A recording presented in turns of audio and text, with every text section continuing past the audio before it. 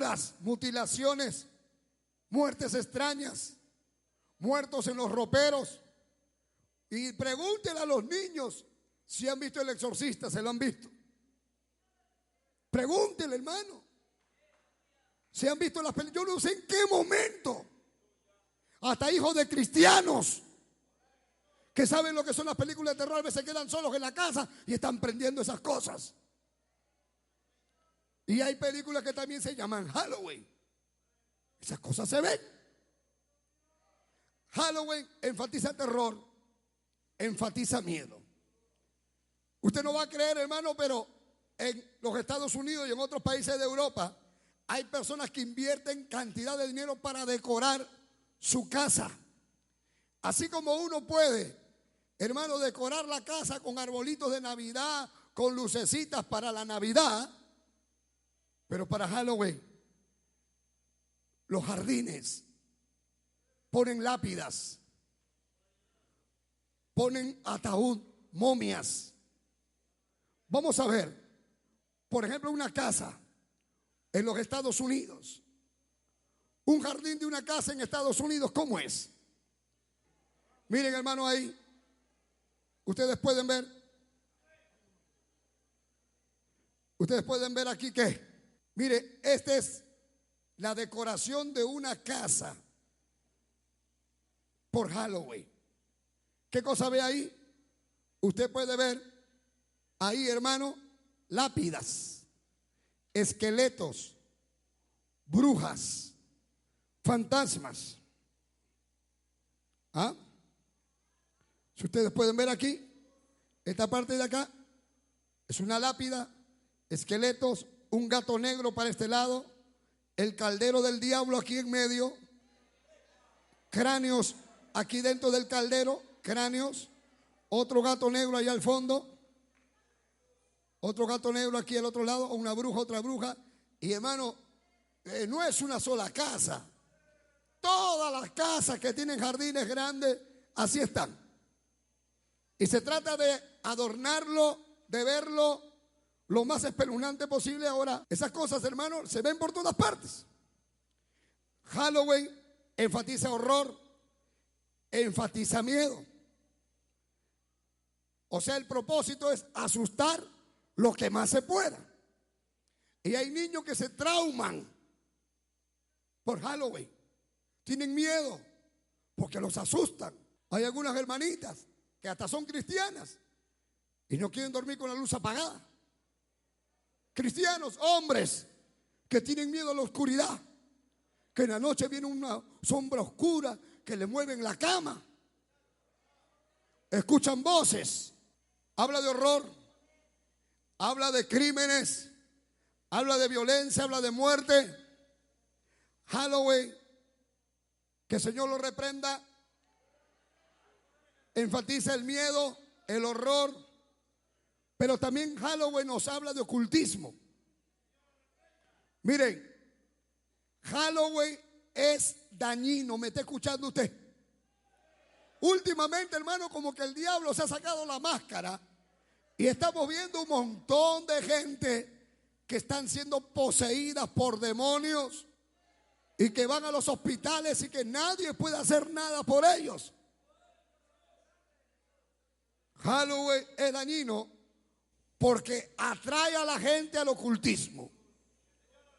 Mira, yo toda mi vida cuando yo era jovencito, yo decía que la brujería no existe. Yo decía eso, así como tú que estás hablando ahorita. La brujería no existe, eso es una broma, es una payasada. Así hablaba yo, amigo.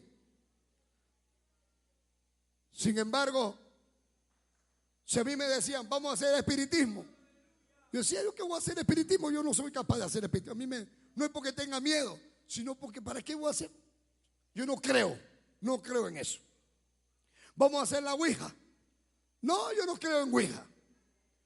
Y mucha gente sería incapaz de hacer ouija, de hacer espiritismo, de llamar a los espíritus, de ir a sesiones de brujería, de misas negras. Nadie haría eso porque nadie quiere meterse a eso. Pero, ¿qué pasa en la noche de Halloween? En la noche de Halloween hay personas que sin quererlo se involucran y son atraídos al ocultismo. ¿Por qué? Porque en la noche de Halloween hay muchos jóvenes que preparan todo un ambiente terrorífico y los invitan a participar, por ejemplo, de espiritismo, de poner una copa, de invocar a espíritus, apagan las luces, prenden velas, dibujan un pentagrama en el piso, o de repente llaman a un espíritu a través de la tabla Ouija. Algunos no saben lo que es la tabla Ouija. La tabla Ouija es esta tabla que estamos pasando por aquí ahora, utilizando una tabla Ouija.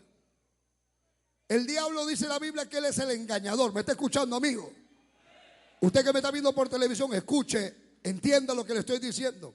Satanás, que el Señor lo reprenda, es mentiroso.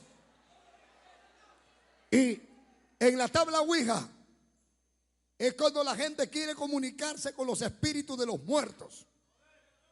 Porque la gente no agarra la Ouija para llamar demonios, sino para llamar a los espíritus de los que han muerto. Pero déjeme decirle que los espíritus de los muertos no están dando vueltas por la calle, ni están metidos en las sesiones de espiritismo. Los espíritus de los muertos o están en el infierno o están en el paraíso. Y el que está en el infierno no sale, y el que está en el paraíso tampoco sale. Y entonces, ¿qué es lo que pasa? Que la gente se pone a llamar a los espíritus. Los brujos llaman a los espíritus.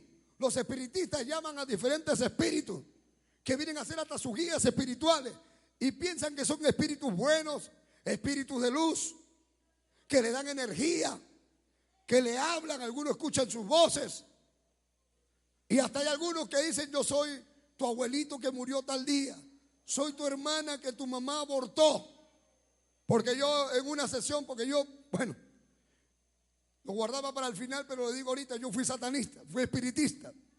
En una sesión de espiritismo, estábamos en una sesión de espiritismo en una oportunidad, y el demonio que estaba ahí dijo, le dijo a una mujer: tú tenías una hija y esa niña está aquí conmigo. Y la mujer se puso de colores. El esposo la miraba y decía: pero ella no ha tenido hija. Y el demonio que estaba ahí decía: ¿has tenido hija o no has tenido una hija? Que la perdiste. Y la mujer se puso a llorar.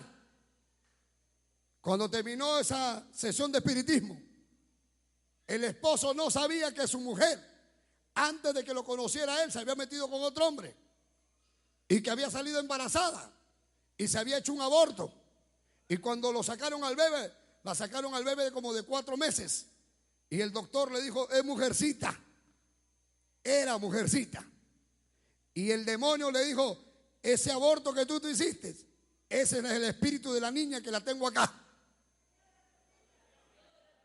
Mentira del diablo, hermano. Pero le sacó lo que esa mujer había hecho, el aborto que había hecho. Le hizo creer el demonio que esa niña no tenía paz y que estaba dando vueltas porque ella no le había dado vida, porque la había matado. Y la mujer se puso a llorar. Yo he estado ahí en esa sesión de espiritismo.